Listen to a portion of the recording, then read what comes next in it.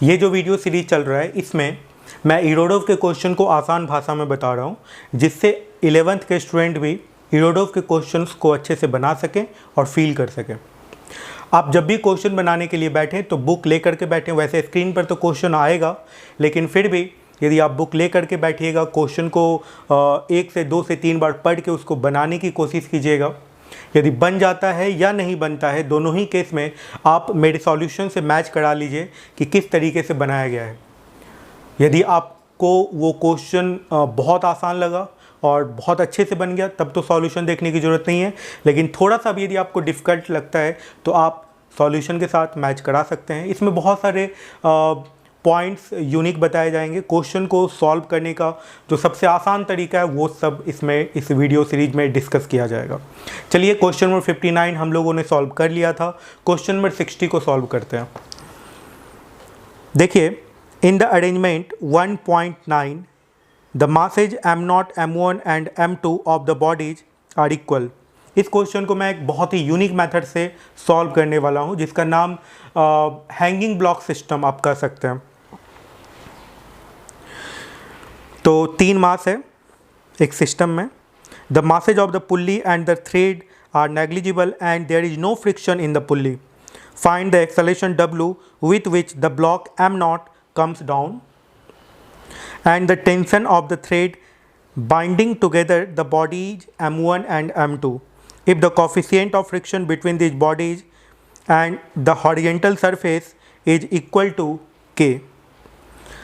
Consider possible cases. देखिए, इस point को समझिए आप। इस क्वेश्चन को बनाने का जो मेरा तरीका है वो क्या है कि जैसे ये पुल्ली है, इस पे 2 ब्लॉक रखा हुआ है जो कि हॉरिजेंटल सरफेस पे, रफ हॉरिजेंटल सरफेस पे रखा हुआ है ना, रफ हॉरिजेंटल सरफेस पे, और एक ब्लॉक जो है ये हैंग कर रहा है कुछ इस तरीके से।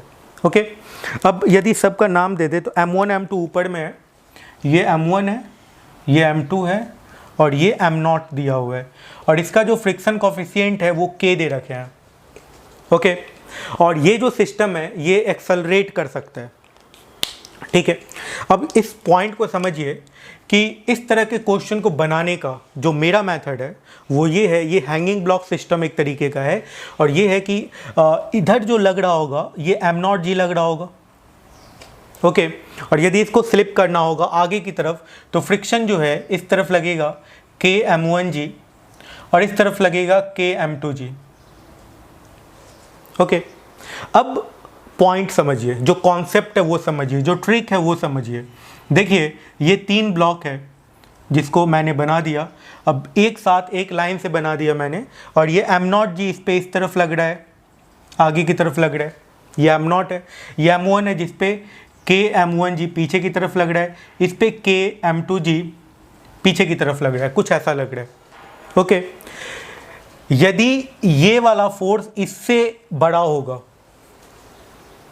यदि फ्रिक्शन का वैल्यू इसके वेट से ज़्यादा हो जाएगा, तो ये पूरा सिस्टम एक्सेलरेट नहीं करेगा, क्योंकि फ्रिक्शन तो एक्सेलरेट करा नहीं सकता है। फ्रिक्शन एक्सेलरेट करने को रोक सकता है यदि ब्लॉक टाइप का हो तो, स्फेरिकल सर्कुलर बॉडी नहीं हो तो फ्रिक्शन ऑब्जेक्ट को रोकने की कोशिश करता है।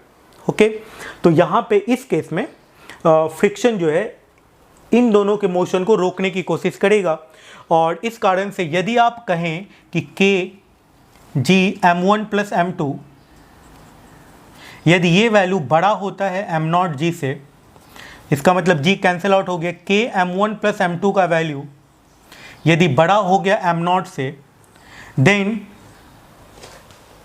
सिस्टम डजन एक्सेलरेट, और ये जो सिस्टम है ये रेस्ट में रहेगा। तो ये रेस्ट में रहेगा, एक्सेलरेशन इस सिस्टम का 0 हो जाएगा।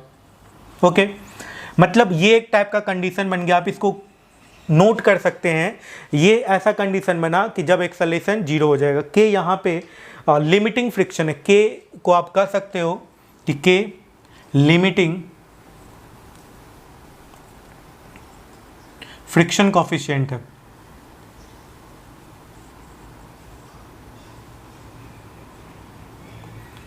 कि यहाँ पे लिमिटिंग फ्रिक्शन कोफिशिएंट है, एक्सेलरेशन इक्वल्स टू 0। कब होगा एक्सेलरेशन? या तो एक्सेलरेशन 0 होगा या तो एक्सेलरेशन होगा। ये कंडीशन हो गया जब एक्सेलरेशन 0 होगा। एक्सेलरेशन कब होगा? एक्सेलरेशन तब होगा जब इस m0g का वैल्यू इस लिमिटिंग फ्रिक्शन से ज़्यादा हो, इस लिमिटिंग फ्रिक्शन से ज़्यादा हो। तो आप समझ सकते हैं कि अब जो नया कंडीशन बनेगा वो ये बनेगा, इफ़ मीन्स आप इसको केस 1, आप इसको थ्योरी की तरह भी, कॉन्सेप्ट की तरह भी नोट कर सकते हैं। बहुत इंपॉर्टेंट पॉइंट मैं बता रहा हूँ। केस 2 में लिख सकते हैं आप,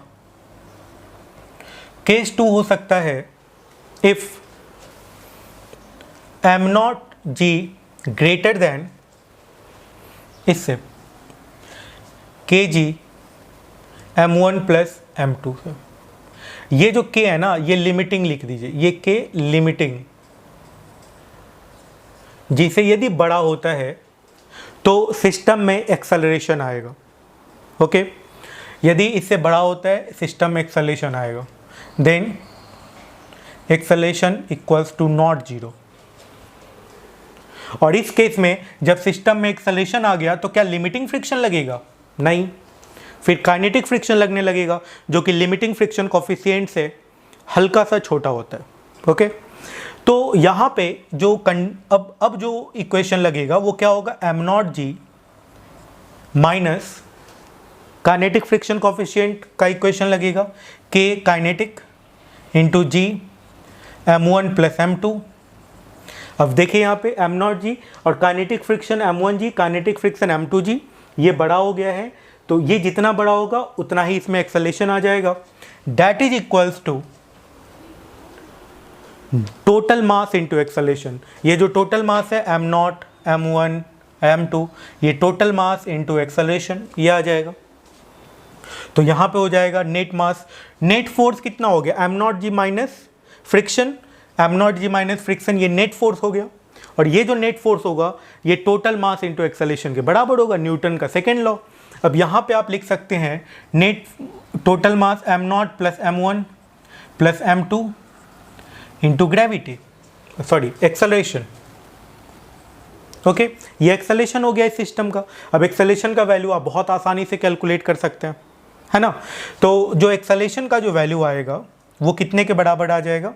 देखिए m0g by m0 plus m1 plus m2, और इसको यदि ऊपर ही लिख दें तो काइनेटिक फ्रिक्शन और लिमिटिंग फ्रिक्शन इस क्वेश्चन के केस में सेम है, तो k इंटू जी m1 प्लस m2, और ये आंसर आ गया है, एक्सेलरेशन का वैल्यू आ गया है। ये केस 1 है जब एक्सेलरेट नहीं करेगा, केस 2 है जब एक्सेलरेट करेगा। दोनों ही कंडीशन को समझिए, सीखिए, और बढ़ते हम लोग नेक्स्ट क्वेश्चन पे। Thank you.